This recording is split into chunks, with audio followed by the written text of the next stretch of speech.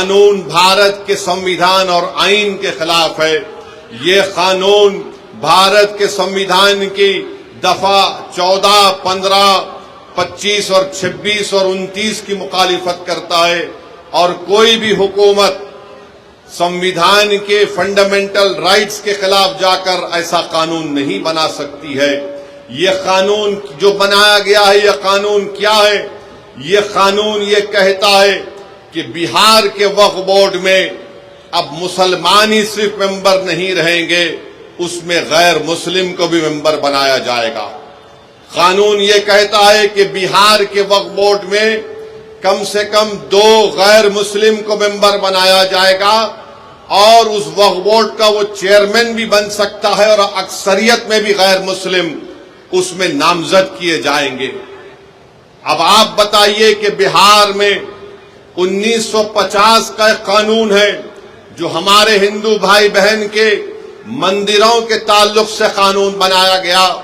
वो कानून ये कहता है कि जितने बिहार में हिंदू धर्म के मंदिरें होंगी या उसका एडमिनिस्ट्रेटिव बॉडी होगी, उसमें कोई गैर हिंदू को मेंबर नहीं बनाया जा सकता। हम नीतीश कुमार से ये पूछना चाहते हैं, चिराग पासवान से पूछना चाहते हैं, जब आपके पास बिहार में कानून है कि आपके मंदिर के बॉडीज में कोई गैर हिंदू मेंबर नहीं बन सकता, तो कैसे बिहार के मुसलमानों के वक्फ बोर्ड में किसी गैर मुस्लिम को आप मेंबर बनाएंगे? बिहार में बोध गाया है, बोध गाया में वहां पर सिर्फ बौद्ध मजहब के और हिंदू धर्म के मानने वाले मेंबर बन सकते हैं, तो फिर आप बिहार में मुसलमानों के वक्फ बोर्ड में कैसे आप किसी गैर मुस्लिम को बनाएंगे? ये कानून बनाना और ये कहना कि गैर मुस्लिम मुसलमानों के वक्फ बोर्ड को चलाएगा, ये हमारे भारत के संविधान की दफा 26 के खिलाफ है। मेरे अजीज दोस्तों और बुजुर्गों, बात यहां तक खत्म नहीं हुई। अब कानून ये भी कहता है कि वही मुसलमान अपनी जायदाद को अल्लाह के लिए वक्फ कर सकता है, वही कर सकता है जो 5 साल से मुसलमान। आप बताइए कौन तय करेगा बिहार में आकर कि क्या ये 5 साल से मुसलमान है या नहीं? क्या नीतीश कुमार सर्टिफिकेट लिखकर देंगे हमको? क्या चिराग पासवान सर्टिफिकेट लिखकर देंगे कि ये 5 साल से मुसलमान है? क्या भारत के प्रधानमंत्री लिखकर देंगे सर्टिफिकेट ये 5 साल से मुसलमान है? मेरे अजीज दोस्तों और बुजुर्गों, ये किसी भी धर्म में इस तरह का कानून नहीं है। जो किसी धर्म का होता है वो अपनी आस्था की बुनियाद पर अपने जिस भगवान या अल्लाह को मानता है वो अपनी प्रॉपर्टी को, जायदाद को दे देता है। मगर मुसलमानों से कहा जा रहा है कि आपको 5 साल तक आपको ये बता रहा, आप उस 5 साल तक जायदाद नहीं दे सकते। कौन आकर फैसला करेगा? और अगर कोई एक महिला होगी, कोई हमारी बेटी होगी, बहन होगी, तो कौन जाकर उसको पूछेगा? ये इस तरह का कानून बनाया गया है कि 5 साल तक आप अपनी जायदाद को नहीं दे सकेंगे जब तक कि आप ये नहीं बताएंगे कि आप इस्लाम पर अमल कर रहे हैं। क्या मेरी दाढ़ी नरेंद्र मोदी से बड़ी है तो क्या मैं मुसलमान हो गया? क्या अगर कोई हमारी बहन हिजाब पहनी या नहीं पहनी तो मुसलमान होगी या नहीं होगी? ये गलत कानून बनाया गया। तीसरा ये कानून बनाया गया, उस कानून में ये बनाया गया कि अगर झगड़ा गवर्नमेंट की जायदाद में और वक्फ की जायदाद में होगा तो बिहार सरकार अपने एक ओहदेदार को नामजद करेगी और वो ओहदेदार ये फैसला करेगा कि जायदाद सरकार की है या वक्फ की है। अब आप बताइए, अगर सरकार का अफसर होगा वो कभी भी वक्फ बोर्ड के हक में फैसला नहीं करेगा, वो तो नीतीश कुमार और चिराग पासवान और मोदी के हक में फैसला करेगा। वो तो लिख कर दे देगा कि ये जायदाद गवर्नमेंट की है, बिहार वक्फ की नहीं है। इसका उसमें बनाया गया ایک اور قانون بنایا گیا، اسی میں لکھا گیا کہ 6 مہینے کے اندر پورے جائیدادوں کو پورٹل پر ڈالنا پڑے گا۔ میں کرن رجیجو سے پوچھنا چاہتا ہوں، کہاں ہے تمہارا پورٹل؟ کدھر ہے تمہارا پورٹل جو تم نے شروع کر دیا 6 مہینے میں کرنا پڑے گا؟ میرے عزیز دوستوں اور بزرگوں، اس قانون میں یہ کہا گیا کہ اگر کوئی مسلمان اپنی جائیداد کو وقف الاولاد کرنا چاہتا ہے، یعنی مالک اللہ رہے گا مگر اس جائیداد کا فائدہ وہ کہے گا کہ میری اولاد کو ملے گا، تو مودی نے قانون بنایا اگر اس وقف کرنے والے کی جائیداد میں وہ وقف کرنے سے پہلے اگر اس کی بیٹی ہوگی تو وہ بیٹی کا حق مار کر نہیں دے سکتا ہے۔ آپ بتائیے، ہندو دھرم میں یہ قانون ہے کہ جو کوئی بھی ہندو اپنے ول کے ذریعے وہ اپنی ایک پوری جائیداد کو اپنی ایک اولاد کو دے سکتا ہے، چاہے بیٹی ہو یا بیٹا ہو، یا ان کو چھوڑ کر وہ گاؤں میں اپنے کسی کو دے سکتا ہے۔ جب وہاں پر آپ وہ سہولت ہے تو پھر مسلمانوں کو یہ آپ کیوں کر رہے ہیں؟ میں اللہ کے نام پہ وقف کر رہا ہوں، اپنی اولاد کے نام پہ نہیں کر رہا ہوں۔ میں اللہ کو مالک بنا کر کہہ رہا ہوں کہ جائیداد کا فائدہ میری اولاد کو ملے گا۔ تو یعنی اگر جس مسلمان کی بیٹی ہوگی وہ اللہ کے نام پر وقف نہیں کر سکے گا، یہ قانون بنا دیا گیا۔ یہ قانون یہ بھی بنا دیا گیا کہ اگر عیدگاہ ہوگی، قبرستان ہوگا، مسجد ہوگی، درگاہ ہوگا، خانقاہ ہوگی، امام باڑہ ہوگا، کوئی بھی کلیکٹر کو جا کر یہ کہہ دے گا کہ اس کو وقف کی جائیداد رجسٹر مت کریے، یہ مسجد نہیں ہے، یہ درگاہ نہیں ہے، یہ خانقاہ نہیں ہے، یہ امام باڑہ نہیں ہے، یہ عیدگاہ نہیں ہے، تو کلیکٹر جس دن انکوائری آرڈر کرے گا اس وقت سے وہ جائیداد وقف نہیں رہے گی۔ تو کلیکٹر کو خالی انکوائری لکھنا پڑے گا، ہم اپنی جائیداد سے محروم ہو جائیں گے، ہم اپنی جائیداد سے محروم ہو جائیں گے۔ اور کلیکٹر انکوائری مکمل کرنے کا کوئی ٹائم نہیں ہے، کوئی وقت نہیں دیا گیا۔ کلیکٹر صبح قیامت تک انکوائری چلتے رہے گی مگر ہم تو اپنی درگاہ اور مسجد سے محروم ہو جائیں گے۔ یہ قانون بنایا گیا۔ پھر بی جے پی، نتیش کمار کی پارٹی کے لوگ، چراغ پاسوان کے لوگ بولتے کہ وقف کی جائیداد پر قبضہ ہو گیا، وقف کی جائیداد کو لوٹ لیا گیا۔ ارے بھیا، آپ نے قانون یہ بنایا کہ جو وقف کی جائیداد پر ناجائز طور پر قبضہ کر کے 12 سال سے بیٹھا ہوا ہے، مودی اس کو مالک بنا رہے ہیں، بلکہ وہ مالک بن چکا ہے ابھی۔ تو بی جے پی، نتیش کمار، چراغ پاسوان جھوٹ بول رہے ہیں، ہم سے ہماری جائیدادوں کو چھین رہے ہیں۔ جو ہماری زمین پر، وقف کی زمین پر قبضہ کر کے بیٹھا ہے، وہ 12 سال اگر ہو گئے تو مالک بن رہا ہے۔ وقف ایویکیو پراپرٹی ہے کہ جو لوگ بھارت کو چھوڑ کر کسی اور جگہ پر چلے گئے، انہوں نے کہا کہ میں اپنا گھر، اپنی زمین، اپنی کھیت وقف کر رہا ہوں، تو آج مودی نے قانون بنا دیا کہ وقف ایویکیو نہیں ہوگا، یہ گورنمنٹ اس کی مالک بنے گی، اور گورنمنٹ اس کی مالک بن چکی ہے۔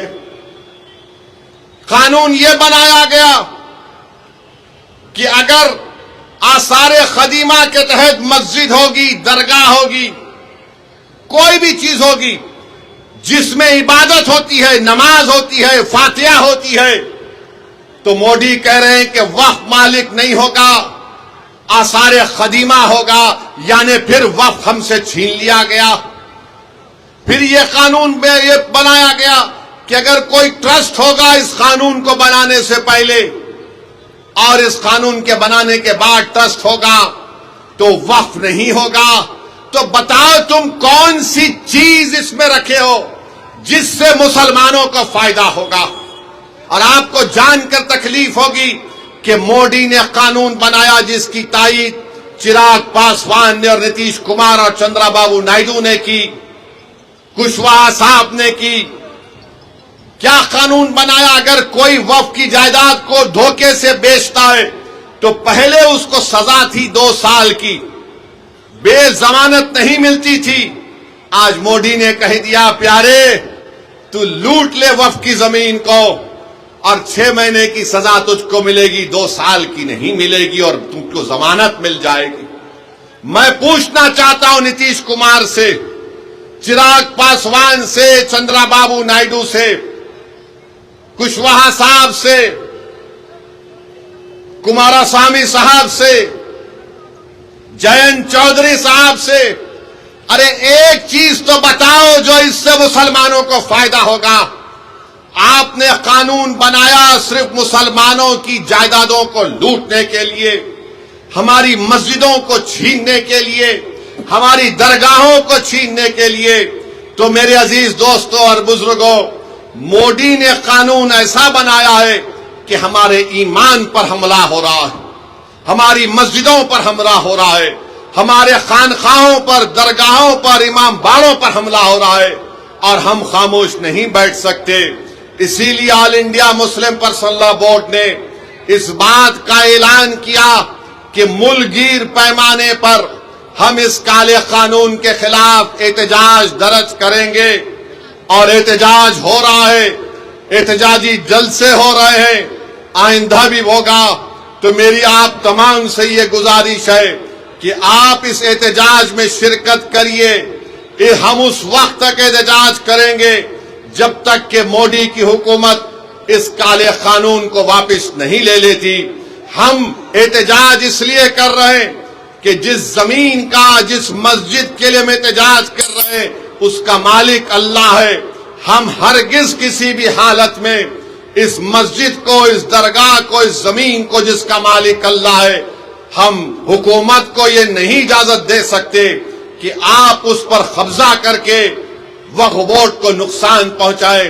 اور یاد رکھیے وقف ایک عبادت ہے، نماز روزہ ایک عبادت ہے، قرآن کی تلاوت بھی ایک عبادت ہے، مگر وقف بھی ایک عبادت ہے۔ حکومت نے ایسا قانون بنایا تاکہ ہم سے ہماری عبادت کرنے کا طریقہ بھی چھین لیا جائے۔ تو میں آپ سے اپیل کر رہا ہوں کہ مسلمانوں کے خلاف ہی اس طرح کا قانون بنایا گیا ہے۔ حکومت تنگ نظری کے مظاہرے کر رہی ہے، حکومت سنویدھان کے خلاف، جس کو بابا صاحب امبیڈکر نے بنایا، اس طرح کا غلط قانون بنا کر حکومت یہ بتانا چاہ رہی ہے کہ ہم وقف کی جائیدادوں کو حاصل کر لیں گے۔ ہم میں جتنی جان ہے انشاءاللہ تعالی ہم تمام مل کر پرامن طریقے سے، جمہوری طریقے سے ہم اس کالے قانون کی مخالفت کریں گے۔ میری آپ سے گزارش ہے کہ آپ پرسنل لاء بورڈ کے احتجاجی پروگرام پر عمل کریں، اور آپ تمام سے اپیل کر رہے ہیں کہ ہم احتجاج کریں گے۔ نتیش کمار بھی جان لیں، چراغ پاسوان بھی جان لیں کہ ہم ہر چیز کو برداشت کر سکتے ہیں، مگر جو چیز کا مالک اللہ ہے ہم حکومت کو اس کا مالک بننے نہیں دیں گے۔ جس جگہ پر ہم نے اللہ اکبر کہہ کر مسجدوں کو آباد کیا، ہم اس جگہ کو ویران ہونے نہیں دیں گے۔ جس جگہ پر ہمارے بزرگ ان قبرستانوں میں آرام سے سو رہے ہیں، ہم اس جگہ پر تم کو چھیننے نہیں دیں گے۔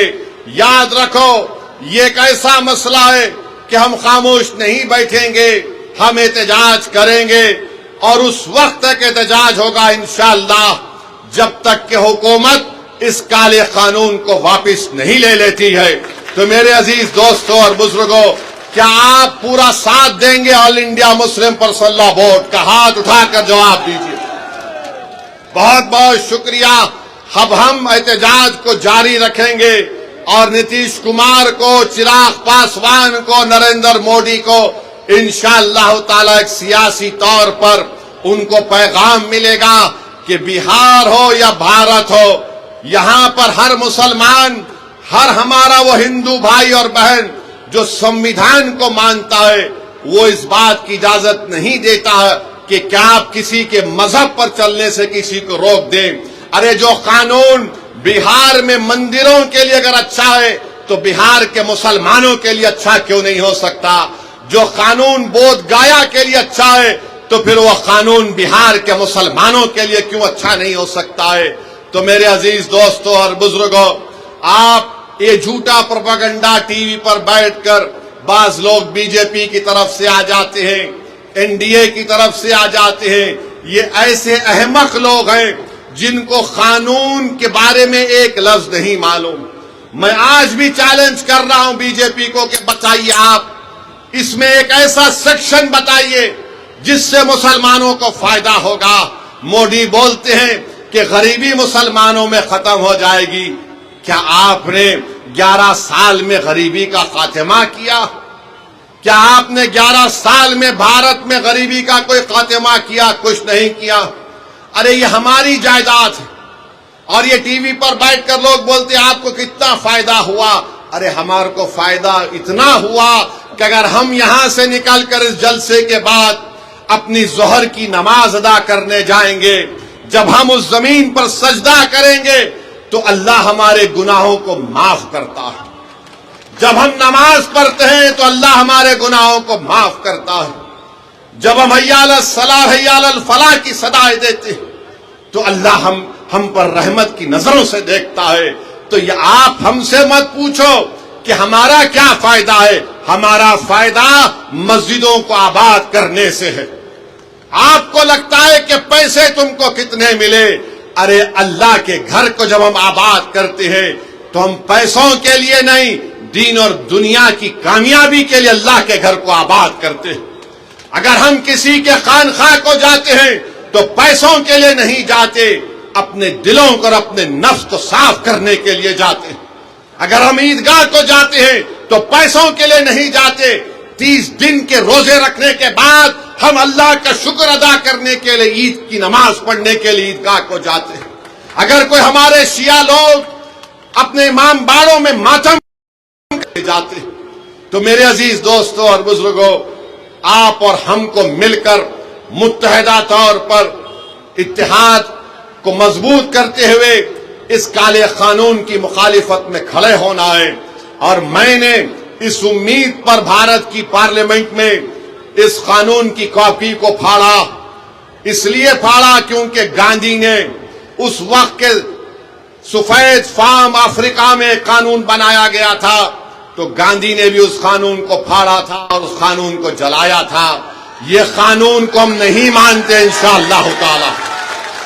ہم اس قانون کو اس لیے نہیں مانتے کیونکہ سنویدھان کے خلاف ہے۔ جو قانون اگر بنایا جائے گا جو بابا صاحب امبیڈکر کے سنویدھان اور آئین کے خلاف ہوگا تو وہ قانون نہیں ہوگا، وہ ظلم ہوگا۔ ظلم ہم پر کیا جا رہا ہے اس طرح کا ایک کالا قانون بنا کر۔ اور نتیش کمار، چراغ پاسوان اور جو سیکولر تو ہیں مگر منہ نہیں کھول رہے، ہم تمہاری خاموشی کو بھی یاد رکھیں گے۔ جو سیکولر تو ہیں مگر خود نہیں کہتے، اپنے چمچوں سے بلوانے لگاتے ہیں کہ تم بولو، اگر ہم بولیں گے تو ہم کو ادھر کا ووٹ نہیں ملے گا۔ تو ہم ان سے کہہ رہے ہیں یہ ادھر کا ووٹ ادھر کا ووٹ نہیں ہے۔ تم کو اگر بھارت سے محبت ہے، بھارت کے سنویدھان سے محبت ہے تو تم کو بولنا پڑے گا۔ تمہارے چمچوں کے بولنے سے کوئی فرق نہیں پڑتا۔ بولو، کھل کر بولو۔ یہ قانون مسلمانوں کی مسجدیں اور درگاہیں اور خانقاہیں چھیننے کے لیے بنایا گیا۔ میرے عزیز دوستوں اور بزرگوں، ہم امید کرتے ہیں کہ انشاءاللہ تعالی اللہ ہمارے اللہ اپنے فضل و کرم سے اس کالے قانون کو اللہ حکومت کے ذریعے واپس دلوائے گا۔ اور میرے عزیز دوستوں اور بزرگوں، میں آپ سے یہ بھی کہنا چاہ رہا ہوں کہ توصیف عالم صاحب آج الحمدللہ مجلس اتحاد المسلمین میں شامل ہو چکے ہیں۔ میں آپ کو یہ بتانا چاہ رہا ہوں کہ مجلس اتحاد المسلمین نے فیصلہ لیا ہے کہ انشاءاللہ تعالی آئندہ جب ویدھان سبھا کے چناؤ ہوں گے تو بہادر گنج سے انشاءاللہ توصیف عالم صاحب مجلس اتحاد المسلمین کے امیدوار بھی ہوں گے، اور انشاءاللہ تعالی آپ تمام لوگ ان کو اپنی دعا اور ووٹوں سے یہاں سے اپنا نیا ودھائک اور ایم ایل اے بھی منتخب کریں گے۔ مجھے اس بات کی پوری امید ہے۔ مجھے اس بات کی پوری امید ہے کہ 4 بھاگ گئے تھے اپنا ایمان بیچ کر، یہ 4 بھاگ گئے تھے، اب انشاءاللہ 24 آئیں گے انشاءاللہ تعالی۔ 4 بھاگے تو 24 آئیں گے، اور جنہوں نے ان کو بھگایا ہم تم کو بھگائیں گے بہار میں انشاءاللہ تعالی۔ مہاراشٹر میں شیو سینا کے MLAs کو توڑ دیا شنڈے نے تو سب نے کہا جمہوریت کا قتل ہو گیا۔ کرناٹکا میں BJP نے کانگریس کی حکومت کو توڑا تو سب نے کہا جمہوریت کا قتل ہو گیا۔ مدھیہ پردیش میں BJP نے کانگریس کے MLA کو خرید لیا تو سب نے کہا یہ جمہوریت کا قتل ہو گیا۔ تم نے سیمانچل کی جنتا کے خوابوں کو چکنا چور کیا۔ ہماری لڑائی سیمانچل کی تھی اور ہمیشہ رہے گی انشاءاللہ تعالی۔ تم نے اسد الدین اویسی اختر علی مان کی پیٹ کر خنجر نہیں گھونپا، تم نے سیمانچل کے ان غریبوں پر، ان ہمارے نوجوانوں کے سینوں پر تم نے خنجر مارا ہے جو سیمانچل میں انصاف کی لڑائی لڑ رہے تھے۔ مگر یاد رکھو یہ 4 بزدل تھے، یہ 4 ضمیر فروش تھے، تو خریدنے والا بھی ضمیر فروش ہے، خریدنے والا بھی کمزور ہے۔ ارے جو بکنے تیار تھے وہ بک گئے، جو نہیں بکے وہ تمہارے سامنے کھڑا ہے، اور جب تک اللہ زندہ رکھے گا سیمانچل کی لڑائی ہم لڑتے رہیں گے انشاءاللہ تعالی۔ اور یاد رکھو راجد والو، تم نے 4 کو خریدا نا، انشاءاللہ تعالی تم بھکاری بن کے اختر علی مان اور توصیف عالم کے گھر کو آؤ گے۔ ہم تم کو بتائیں گے کہ سیمانچل کے انصاف کیسے ہوتا ہے۔ ارے تم سیمانچل کی جنتا نے پتنگ چھاپ کوٹ دیا ہے، اور پتنگ چھاپ کوٹ اس لیے دیا کیونکہ سیمانچل کی جنتا غیور جنتا ہے۔ سیمانچل کی جنتا غریب ضرور ہے، مگر سیمانچل کی جنتا اپنے سر کو سوائے اللہ کے آگے کسی کے آگے نہیں جھکاتی ہے۔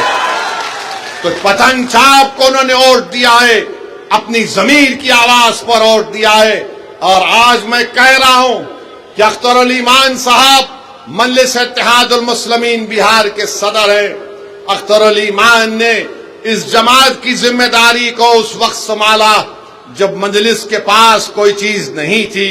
اختر علی مان کی محنت اور ان کے ساتھیوں کی محنت نے مجلس اتحاد المسلمین کو کشن گنج سے ہمارا ایک پہلا MLA منتخب کروایا۔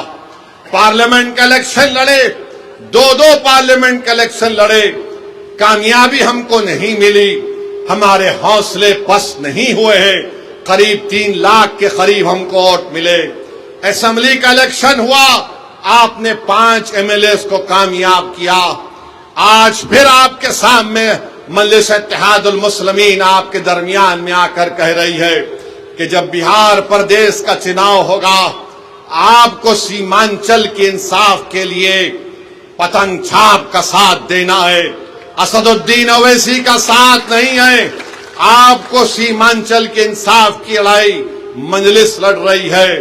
پتنگ چھاپ نے جب سے سیمانچل کا نام لیا تو جو کل تک راجد والے سیمانچل کا نام لینے سے پیچھے ہٹتے تھے، جو کل تک نتیش کمار کی زبان پر سیمانچل کا نام نہیں آتا تھا، موڈی اس کو کیا کہتے تھے آپ جانتے اس علاقے کو۔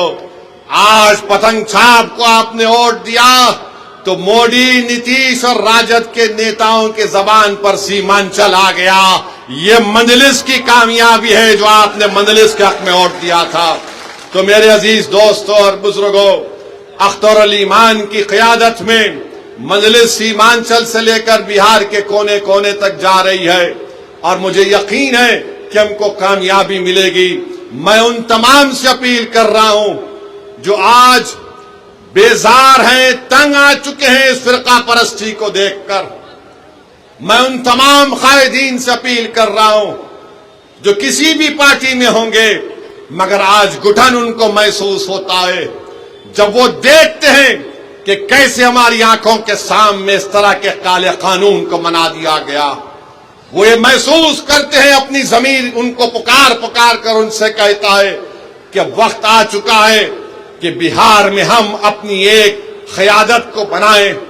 جب یادووں کی قیادت ہو سکتی ہے، جب کشواہا اور کرمی کی قیادت ہو سکتی ہے، جب اپرکاش کی قیادت ہو سکتی ہے، جب دلت بھائی بہنوں کی سیاسی قیادت ہو سکتی ہے، تو کیا غریب اور مظلوموں کی قیادت نہیں بن سکتی؟ میرے بھائی، یہ فیصلہ آپ کو دوبارہ کرنا ہے، اور میں آپ سے اپیل کر رہا ہوں کہ ہم اپنی قیادت کو بنائیں گے انشاءاللہ تعالی، تاکہ ایک اختر الایمان آپ نے دیکھ لیا کہ 4 بھگوڑے تو بھاگ گئے تھے، سیمانچل کے لیے ایک کام نہیں کر سکے، مگر ایک اختر الایمان پوری بہار اسمبلی کے لیے بھاری پڑ چکا ہے۔ بہار میں ایک اختر الایمان لڑتا ہے سیمانچل کی آواز بن کر۔ اگر اختر الایمان کے ساتھ انشاءاللہ تعالی بہادر گنج کی جنتا توصیف عالم کو اختر الایمان کا بازو بنا کر بھجائے گی، اگر سیمانچل کی جنتا کشن گنج سے مجلس کے امیدوار کو اپنی آواز بنا کر بہار کی ویدھان سبھا میں بھجائے گی، امور اور بیسا کی عوام مجلس کے نمائندے کو کامیاب کرے گی، کوچا دامن کی عوام اگر اپنے اتحاد کی طاقت پر اور اپنی طاقت کی بنیاد پر آپ بہار میں مجلس کے نمائندے کو کامیاب کر کے بھجائیں گے، اور سیمانچل کے مختلف جوکی میں وہاں پر بھی آپ بھجائیں گے، تو یاد رکھیے ہم سیمانچل سے انصاف اسی وقت ہوگا جب تمہاری آواز ہوگی۔ آواز سے مطلب تعداد۔ ہاں ٹھاکر گنج پورا سیمانچل، ٹھاکر گنج بھی ہے۔ تو میری آپ سے اپیل ہے کہ اب کی بار یہ آ کے بولیں گے وہ بی ٹیم، یہ بی ٹیم ہی تھی جس نے مودی کے سامنے اس وفد کے قانون کو پھاڑ دیا تھا۔ تم تو اے ٹیم تھے، تمہارے منہ میں دہی جم چکی تھی، تم تو کچھ نہیں بول رہے تھے، خالی 3 منٹ کے لیے بولے اور بیٹھ گئے۔ بی ٹیم بولیں گے، پھر بولیں گے یہ ووٹ کاٹنے آئے ہیں، فلاں کرنے آئے ہیں۔ مجھے یقین ہے کہ کچھ کام میں نہیں آنے والا ہے اب کی بار، انشاءاللہ تعالی کچھ کام میں آنے والا نہیں ہے۔ کوئی بھی کچھ کہہ لے، میری آپ سے درخواست یہ ہے کہ پتنگ چھاپ کو کامیاب کرنا ہے، اور میں نے آپ سے وعدہ کیا ہوں کہ اللہ جب تک مجھے زندہ رکھے گا میں ہمیشہ سیمانچل کی بات کرتا آیا ہوں۔ میرے جسم کا ایک حصہ اس بات کو مجھ سے پکار کر کہتا ہے کہ سیمانچل سے انصاف ہوگا تو بہار ترقی کرے گا، بھارت مضبوط ہوگا۔ سیمانچل کو مضبوط کرنا ہر اعتبار سے یہ لڑائی مجلس اتحاد المسلمین لڑ رہی ہے۔ تو میری آپ سے گزارش ہے، یہ 4 تو بھاگ گئے، اب 24 کو لانے کی ذمہ داری ہم تمام اور آپ کی ہے انشاءاللہ تعالی۔ تو میرے عزیز دوستوں اور بزرگوں، ابھی تو پہلا ایک جلسہ ہوا ہے، انشاءاللہ تعالی اس کے بعد سیمانچل کے مختلف ویدھان سبھا میں مجلس اتحاد المسلمین کے جلسے ہوں گے، مگر آج بہادر گنج کی اس مبارک سرزمین سے ہم نے بہار کے چناؤ کا ایک بگل بجا چکے ہیں، اور انشاءاللہ تعالی مجھے یقین ہے کہ آپ کے اتحاد، آپ کی قومی تڑپ اور آپ کی جذبات کے اوپر دوبارہ مجلس اتحاد المسلمین کو ایک بڑی تعداد میں یہاں سے ہمارے ودائق کامیاب ہوں گے، اور آپ کو پہلے سے زیادہ آگے بڑھ کر مجلس کو مضبوط کرنا ہے۔